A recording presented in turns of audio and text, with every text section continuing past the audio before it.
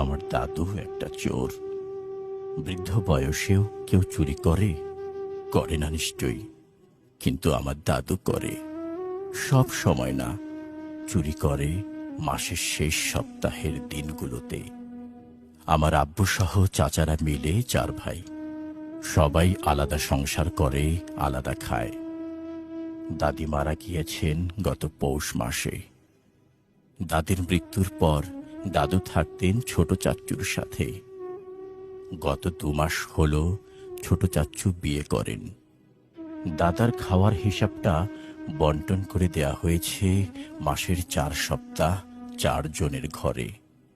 আমার আম্মু একটু হিংসুটে, মেজ কাকিমা চুপচাপ, সেজ কাকিমা হাই টেম্পারেচার, আর ছোট কাকিমা বক বক ঝগড়াটে জানোয়ার এক মহিলা।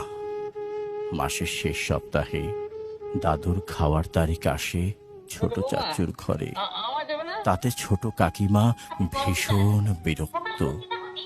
এত খাই খাই করে কেন এই বুড়া মানুষটা? মরে না কেন? মরলেও তো বাঁচি। এসব বলে বক বক করে সারাক্ষণ। ছোট কাকিমার চেঁচামেচি শুনে ভয়ে দাদু উপোস থাকে।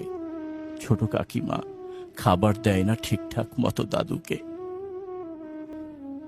দাদু আমায় বলল, দাদু ভাই, তোর মা না থাকলে চুপি চুপি রান্না ঘরে গিয়ে দেখে আয় তো পাতিলে ভাত আছে কিনা।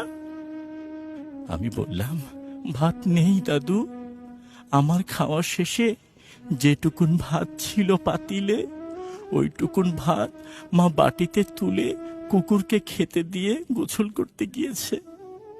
কিছুক্ষণ পর মা গোসল শেষ করে এসে চিৎকার চেঁচামেচি শুরু করে দিয়েছে, কারণ মায়ের বাটিটা চুরি হয়েছে। অত বড় একটা বাটি কোথায় পাবে মা? আগামীকাল কিসে তুলে ভাত দিবে কুকুরকে?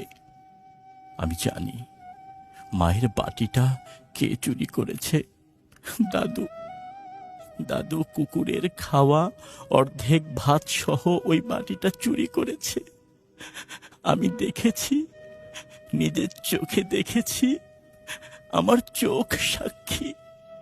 আমি এখন মাকে গিয়ে বলবো, মা, আমার দাদু একটা চোর, বেহায়া চোর, ভাত চোর।